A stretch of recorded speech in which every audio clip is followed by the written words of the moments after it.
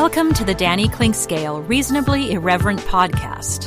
Insightful and witty commentary, probing interviews, and detours from the beaten path. Welcome to Arts and Lifestyle Wednesday, presented by Cinematic Visions, and it is time for our bi-weekly visit with Tim Finn for Danny and Tim's Music Scene. Always something enjoyable, to say the least, for me, and I know by seeing my numbers that you enjoy it as well. We've got a couple of real interesting topics on the docket that don't relate directly to shows, as we'll talk about classic rock radio and where it is headed and if it's surviving, and the different ways that people take in their music now, and the impact that has on regular corporate radio and terrestrial radio. And then a recent court case in England has put a spotlight on the ticket scalping and ticket distribution situation in music, which certainly is convoluted and difficult, as anybody who buys tickets to a big show can certainly attest. And as usual, we'll always give you some heads up on local shows that are coming up, including varied things from the likes of Soul Asylum to George Thorogood and a few other things as well. There's always a lot on the musical menu when we speak with Tim Finn every other Wednesday. He's at 90.9 The Bridge on Thursdays at 4 o'clock with John Hart. That's a great segment, a little bit different from this one, focusing a lot on local music. And, of course, he writes for In Kansas City magazine as well, and you get his heads up on shows and reviews and profiles of musical acts and things of that nature. Always there from the very talented music writer, long time here in Kansas City, enjoying the music scene of Kansas City, and in turn, us getting to enjoy his fine work. And his fine work is featured every 2 weeks right here. And let's get at it. Coming up next, Arts and Lifestyle Wednesday, and it's Danny and Tim's Music Scene at the Reasonably Irreverent Podcast. Cinematic Visions has been an affordable solution for professional media production in Kansas City since 2003, offering award-winning video production and creation, as well as a wide array of digital and social media management services. From planning, scripting, filming, editing, and post-production, to delivering your product to a watching world, Cinematic Visions will provide professional and affordable services for you and your business with the necessary return on investment to make it all worthwhile. Cinematic Visions' goal is to unlock the power of storytelling through video and a strong online presence for your company. Beyond the numbers, they want to inspire and evoke your clients to feel and act. Let my friends at Cinematic Visions embed your brand where it belongs, in your customers' minds. You can find them online at cinematicvisions.com or with a quick phone call at 816-600-6300.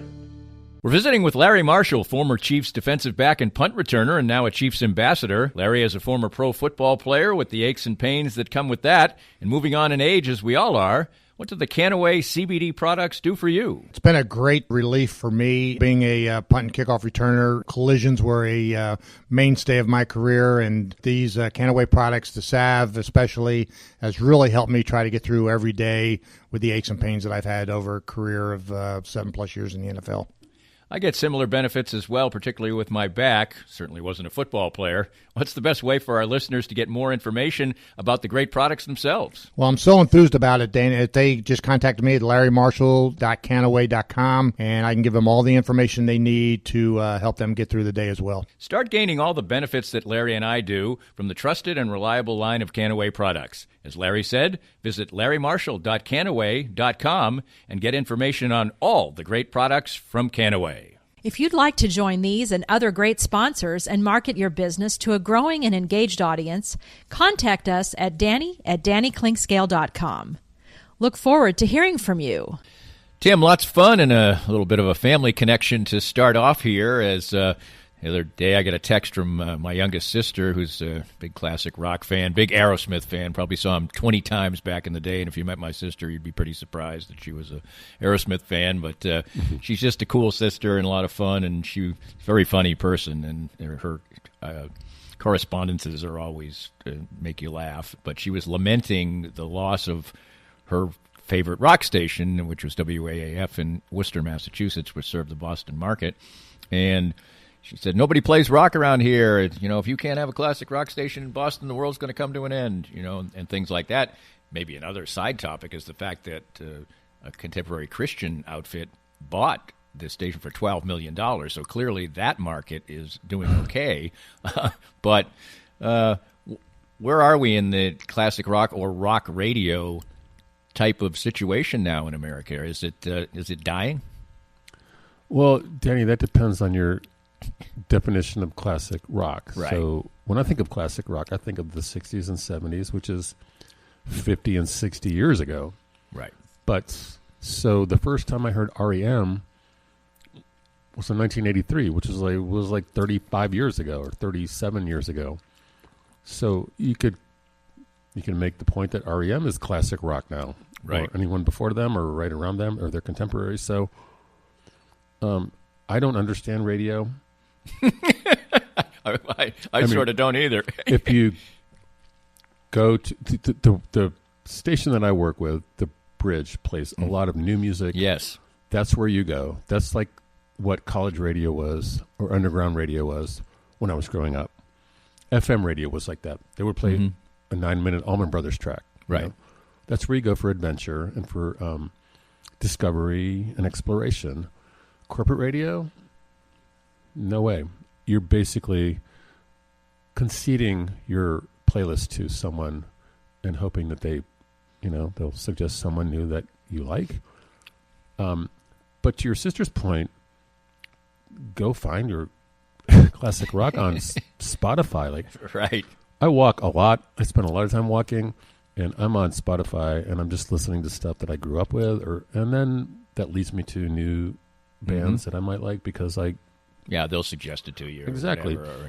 And is that part of the issue that's probably why talk radio and is really still maybe somewhat thriving but now it's being maybe invaded a little bit by podcasts like this one, for instance. But the way people consume, especially their music, I think I mentioned this on our last episode.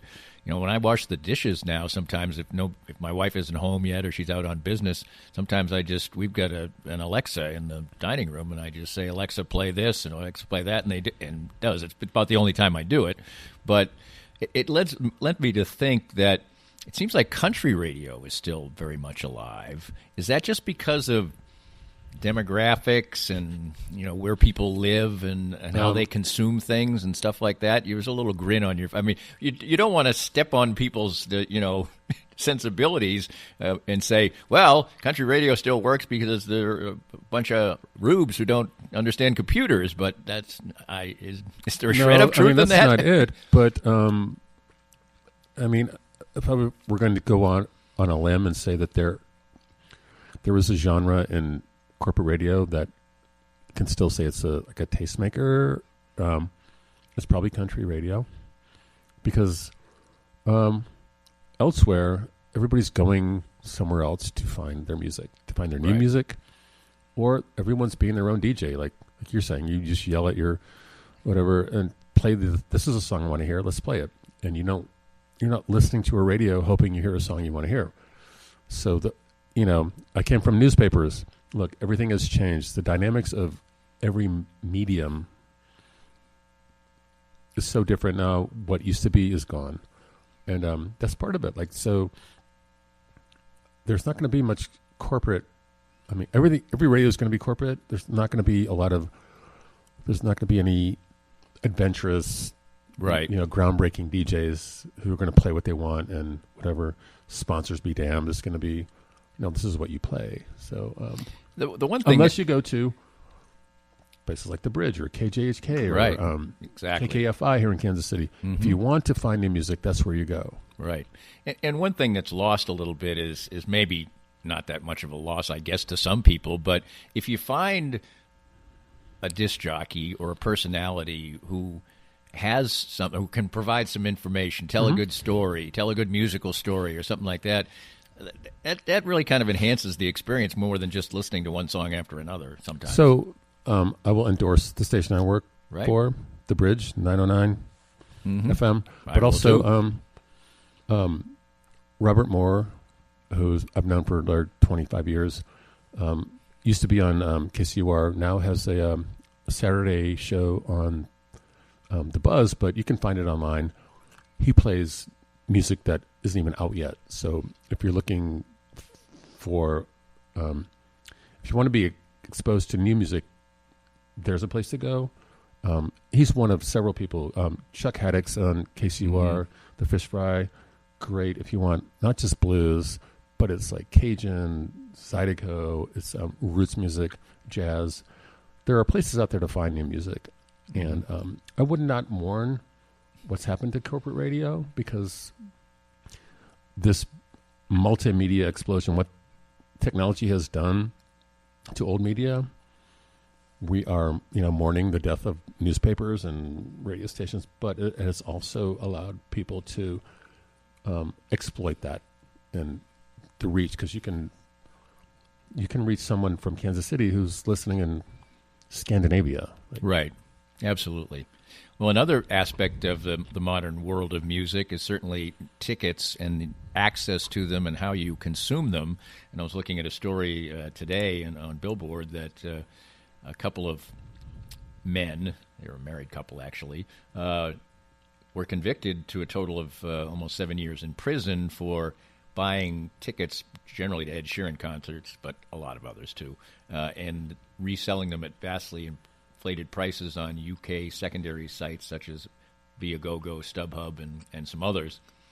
And this is seen as a kind of a maybe message to the StubHubs of the world and things like that, that things can't be done in a certain way. I don't know how the rules match up in England as they do in the United States, but all it seems to me is that the concert goer is getting the short end of the stick, or the sports event goer or whatever, in a lot of areas because of this. Now, in some regards, maybe there are times where you're going to be able to, from a ticket provider, get tickets at a cheaper price if there's not as much demand, but most often it's going to not be to your benefit, right?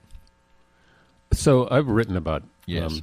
Ticket buying and ticket scalping and ticket brokers and secondary market so many times, and it's overwhelming because I'm not sure what the rules are, and I'm not sure what the solutions are.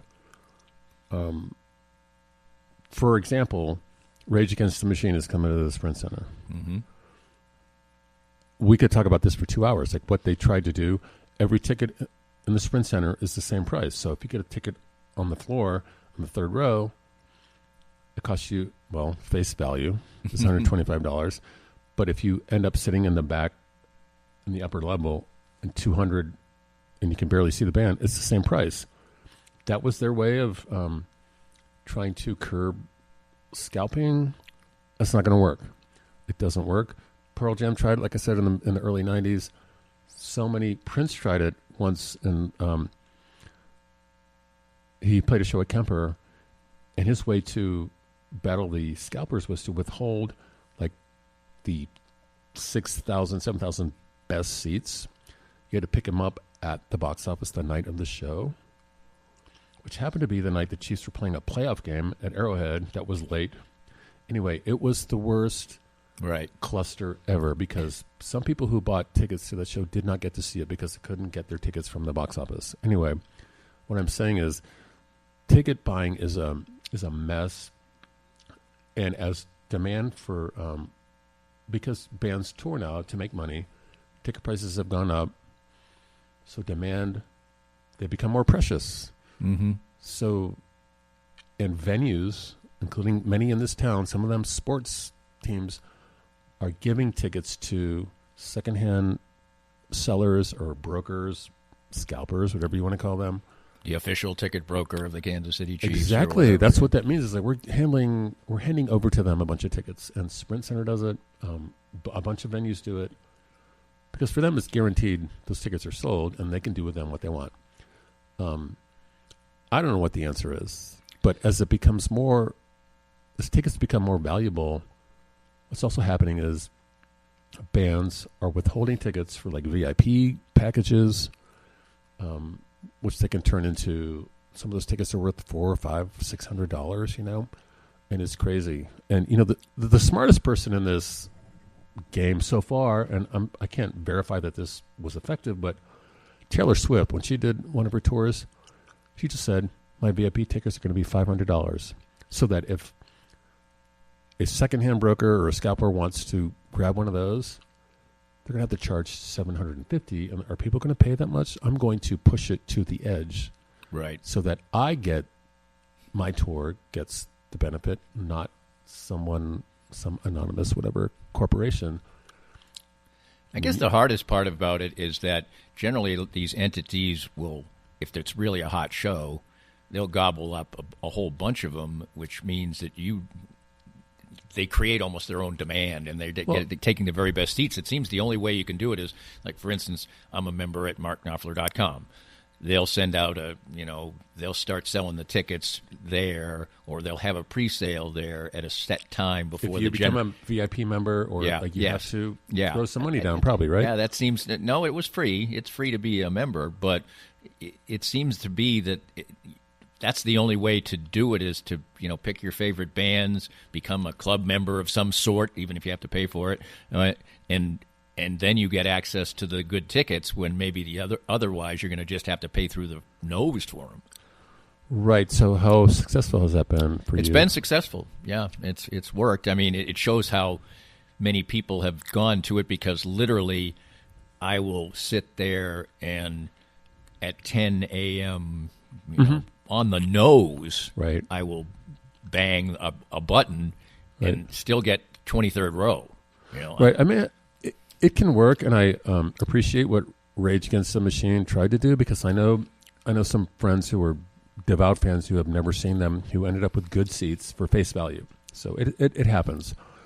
Not a lot, but then I know people who were like, I got offered a seat up in the nosebleeds, and it was like for $280, $300, and I'm not doing that. So that whole universe is so askew, and is because look, if you live in Alaska, you could get in line and buy a ticket to the Kansas City show of Rage Against the Machine, hold on to it and sell it, So, right. That's like the people you were competing for tickets for are not just from Kansas City. They are from Mars. Like, they're from everywhere, right? So, and like the competition is fierce.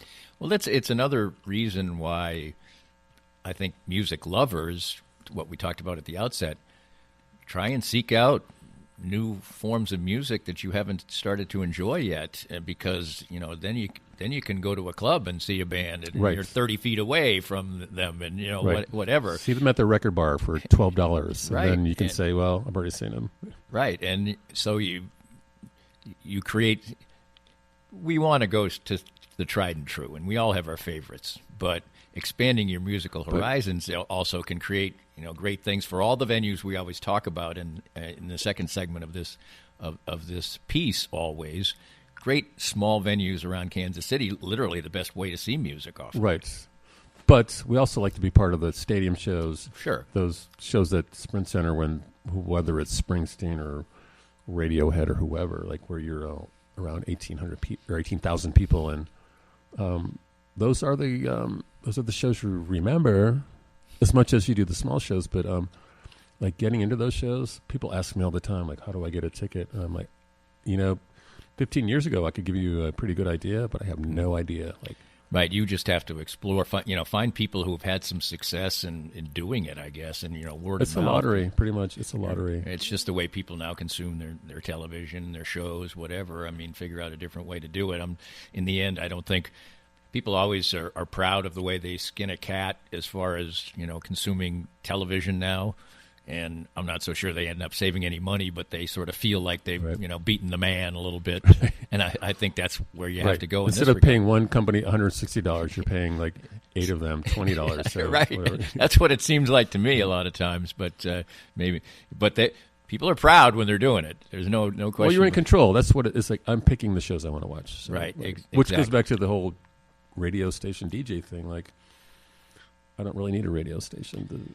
Right, because back in the day, you would, when rock and roll was starting, or in the '60s or whatever, maybe you had a DJ who you knew was going to play some new stuff, and you had the taste that you have. Like when you try to find a movie critic who has similar tastes to you, and over time you realize, what, that person and I think alike, and right. But when you're in your car, where you should not be on your phone dictating your music. It's good to have a place like KJHK or KKFI or The Bridge to you tune in and, switch around. But chances are you're going to hear something that you haven't heard before. And that's what I think people who like music, they want to explore, and looking for, these arbiters who will, these filters who will suggest music they might like. Let's explore some of the music that's around Kansas City and some that we've had before a little bit. Coming up next with Tim. As he mentioned, he's at 90.9 The Bridge, Thursdays at 4 o'clock with John Hart.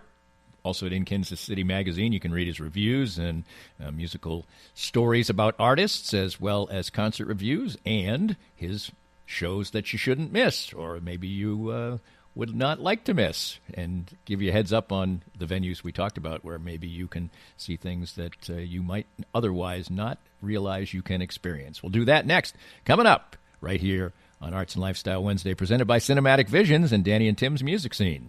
More of Danny's Reasonably Irreverent podcast after this. We're here with Joe Spiker, the president of Easton Roofing. And Joe, you worked for other companies in the construction industry.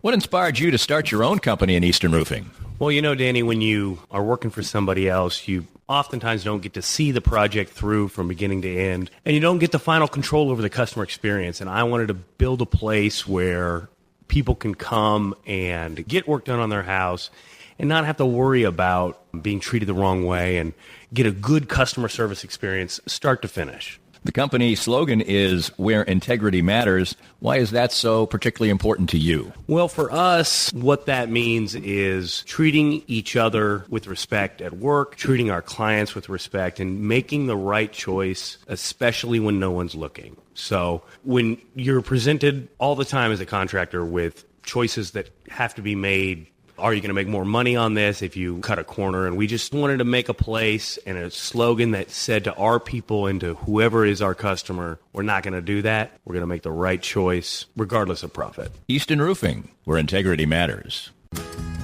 Are you thinking of starting a new business? Does your current business feel stuck? Or are you just trying to grow what you already have? Running a business is a lot of work, and it takes the right team to make it all happen. If you're looking to grow your business, call my friends Ben and Greg over at Fuego Consulting. They put together a company that can help you reach your business goals. Whether you're looking to get online, build a social media strategy, or rebrand your business, they can help. Call Fuego at 816-663-9695 or visit them online at fuegoconsulting.com. Fuego Consulting. Let's grow your business together.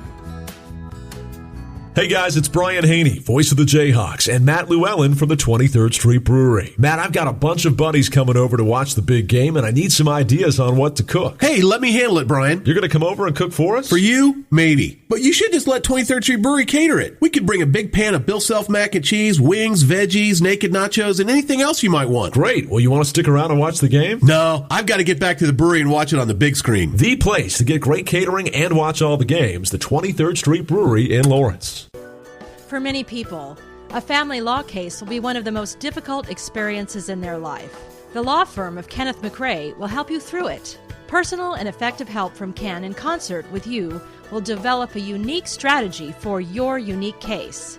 As Ken always says, divorce can be civil law, not civil war.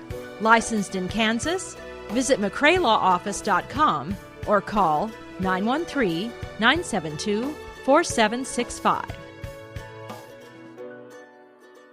If you'd like to join these and other great sponsors and market your business to a growing and engaged audience, contact us at Danny@DannyKlinkScale.com. Look forward to hearing from you. Back with Tim Finn. He's at In Kansas City Magazine, 90.9 The Bridge, and look for him in various places and get his great work and great reviews of shows. And a couple days after, actually the day after Valentine's Day, it was a perfect setting for some R&B love. And you saw a show at Sprint Center with a variety of acts, Valentine's Love Jam. Sounds like it was quite a jam.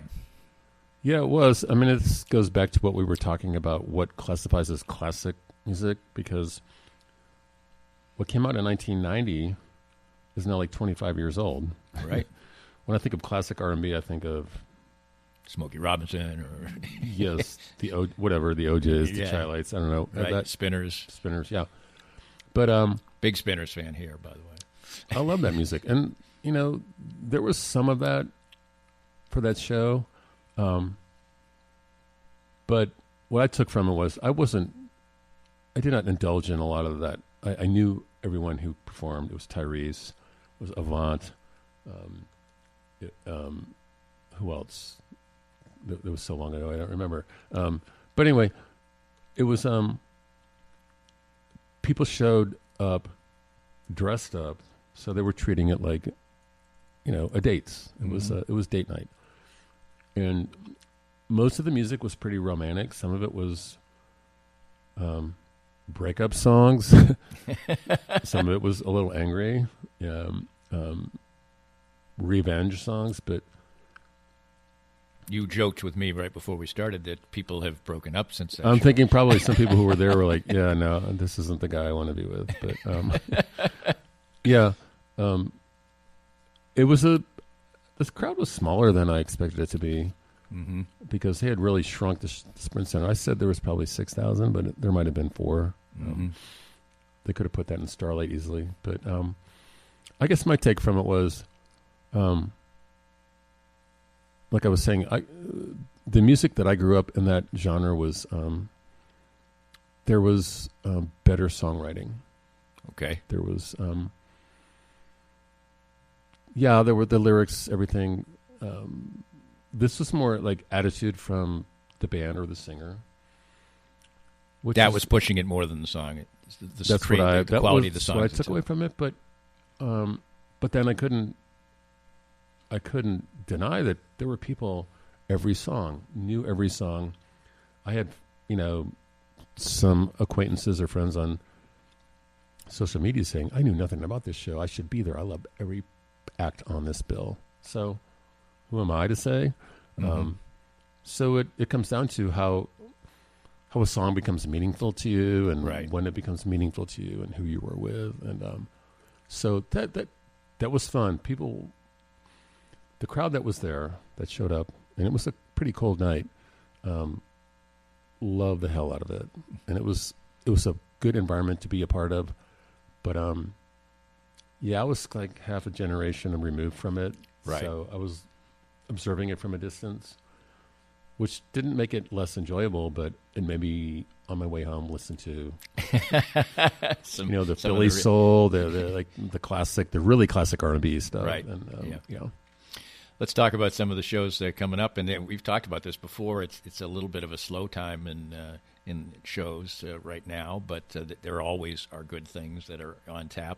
On Friday night at the Uptown, J-Rock 15 featuring Yes You Are, and this is a really great event from the standpoint of what it benefits. Right. So I'm going to this because my wife works at KU Medical Center, and she bought tickets just without even knowing anything about it, just because what it benefits. And it's a free clinic that runs 3 nights a week on Southwest Boulevard. Monday and Wednesday is pretty much open. If you want to say open mic night, like if you need help medically, to certain extents, then you go. And then Tuesday night they have they refine their scope. It's like either it's if you have a particular malady, it could be whether you're expecting or right. You just have to check with their website, but all of it's free. It's staffed and run by medical students at the KU School of Medicine. It's one of the biggest clinics like that in the country. And so we had a couple of the students on the air at the Bridge last week. And I've written about it many times. It's like if you care about this, the community you live in, and you are aware that there are people who don't have enough or have no insurance, who just need to have something looked at and can get a referral to another clinic that can take care of it. That's what this is about.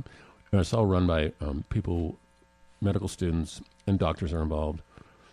And it's such a great institution. Like they are one of several clinics like this. But if you just want, you can throw them $5. Go on the website, or you can show up at the Uptown Friday night. Yes You Are is a band that I've been following for a while. And as I said in my piece, they had a song on the a Super Bowl commercial. Like if you're going to get a song on a commercial. Right. And then it ended up playing another, I think it was on a World Series commercial that same year. So it picked up some traction. Anyway, it'll be a fun time. There are a couple of ticket packages. And the other 2 bands on the bill, one of them is like 4 or 5 people who are faculty members at the medical school, and the other is a band where the one of the members is a second-year medical student. So it's fun times, and it's for a great cause. I don't know if there's a better cause, really. Really, I absolutely. We know for a fact how many people don't have health insurance these days, and or underinsured, which right. is can be just as bad. Yeah, just about as bad. Very huge deductible things like that. Same night, Friday night at the Madrid Soul Asylum, a band that fits into a lot of bands that we see touring these days that did some good work and had their moment of fame, and that whole moment of fame is gone, but they've got still loyal fans, and how you need to check out always in these cases who's left and who's playing, right. and whatever. But the main man is still with Soul Asylum. Dave Perner is still there. Yeah, they came up at a point where the Minneapolis music scene was what kind of, this might be a stretch, but it's kind of what Seattle became like in the the early 90s, because Prince came out of there, the Replacements, Husker Du. There was so much. They had Twin Tone Records was a Jayhawks. The Jayhawks came out of there. Absolutely, yeah. That was a good band. Mm-hmm. Twin Tone Records was like the precedent to Nirvana's first label. Right. It's completely slipping my mind. Yeah. Yeah. So, but it took like in so many cases, another record, a video, MTV to really launch them, and they got big with that. Runaway Train was the big song that really launched them. That was a great song. Yeah. I heard it. I thought it was Tom Petty for the first time. But maybe that's why I loved it. But the rest of the record was really good. They were a good band. And then, fame eluded them after that. But I've seen them a couple times. I saw them at Sandstone. I saw them down at South by Southwest in Austin. And I've been looking at their set list. They rightfully so pay respect to the old stuff, but they have a new record coming out, which it sounds good, I guarantee nothing except that you'll hear songs you want from them and the opening band, which is one of the opening bands, which is Local H, who put out a really, really good record in 1998 that I started listening to on my walks because I forgot how it was this marriage of what I like, which is really abrasive, heavy rock. It's got a little bit of grunge in its bones, but it's also melodic. So it's kind of sweet head-banging stuff. Yeah, good mix. On Saturday at the Truman, Dweezil Zappa plays, and he's made a career somewhat out of, or at least recently, out of sort of paying homage to his father, Frank Zappa, who certainly was a unique individual in many, many ways, not just musically, but and was a talented musician, to say the least, although he's maybe more known for, watch out where the Huskies go, and don't you eat that yellow snow and craziness like that, but still. And Dynamo Home, yeah. Still he was a great musician. Yeah, I mean, Frank was more uniquer than anyone, I think. And, I agree with that, yeah. And because a lot of people do not get him in the slightest, and others just adore him. So, I mean, Dweezil resurrecting his music, it's not like Julian Lennon's going out doing John Lennon, or even Jacob Dylan's doing his father. If you're going to pick up Frank Zappa and try to pull it off, it's going to take a lot of heavy lifting, and you're going to need a really exceptional band. And he's been able to do that. And based on what I've read, a lot of Frank Zappa loyalists really appreciate that he's doing it, because he's doing it respectfully and capably. So if that's what you're into, and this is like, he's doing the Hot Rats album plus all the other stuff you would like to hear. It's a good show. I haven't really read many, or I haven't heard from people who went to the show. I've read some reviews that were up and down about the show, but people I know who attended the show, like they felt like they got their money's worth. On Sunday at the Uptown, George Thorogood and the Destroyers come to town. My personal George Thorogood story is I moved into an upstairs apartment across from the stadium in Lawrence. I think the place still exists, but in a different derivation or something. Anyway, the person downstairs loved him some George Thorogood, and he played George Thorogood's greatest hits all the time. And unfortunately, that has destroyed George Thorogood for me, as it were. Well, I've always thought a little George Thorogood goes a long way. And I've seen him open for people in like a 25, 30-minute set. It's fine, you know? Mm-hmm. I'm just happy that he's still out there. Right. He's still doing it. And he's got one guy part of his opening, or who founded the band with him like in 1970-something, 73. And then his bass player's been there since 76. So God bless him. He's still doing it. And people still show up to see him. And he is milking that for all it's worth. And it's good music. I just don't, you know, I don't need 90 minutes of it, but well, and I guess people who would be fans of George Thorogood would, you know, shoot back and say, well, that's true of a lot of. That's true. That is true. There's a certain sameness to his songs. I mean, there's no question. Well, he's not doing it wrong. It's like bar band music. That's fine, you know? Right. And if you can attach some affection to some of those songs, like Bad to the Bone I was in college when that came out, and that video, I was in grad school, but that video was momentous. And when that song would come on, people went nuts. It was like AC/DC's Back in Black. Like, it was like everybody loved that song. So, right. You know, and I'm sure that's probably the last song he plays at every show. But aren't there bands? I think there are bands. I think you've referenced this before in a review or two. There are bands who will play a song twice during a set. Have you ever seen that? I mean, I've read that people have done it. It's usually a band that doesn't have the catalog to cover an opening or to cover a headlining set. Right. So, and the crowd's going crazy, and they're like, "We've already played for an hour. Like, what are we going to do? We're going to play another song that we've already played because that's all we can do." And everybody's like, "Yeah, I mean, I've seen that. There was the band, the Lumineers were the first band that I watched. They headlined at Liberty Hall, and they had one record out, and it was like, how are you going to fill a 90-minute set? Well, they couldn't. They did a Dylan cover that lasted like 9 minutes. They did a band cover of the band, and one of the guys had to pull up his phone with the lyrics to read the lyrics as he was singing. Like, oh, so it was like that can happen. You could get too famous too fast, and people were there to hear the 4 songs they loved off that only record they had. And I don't think they repeated anything, but they were thinking about it. They had to pull covers out. Like, right. What are we going to do? What are we going to do now? And finally, seems like something that you would, I think maybe you put this in here because it's kind of in your wheelhouse, is the Starhaven Rounders Happy Hour at the Brick on Friday night. Friday night, and yes. It's classic country and faithfully reviving that. That sounds like they're great. I will fully disclose they were the band that played my wedding reception in June of 2018. We picked them. They were our first choice. They did it.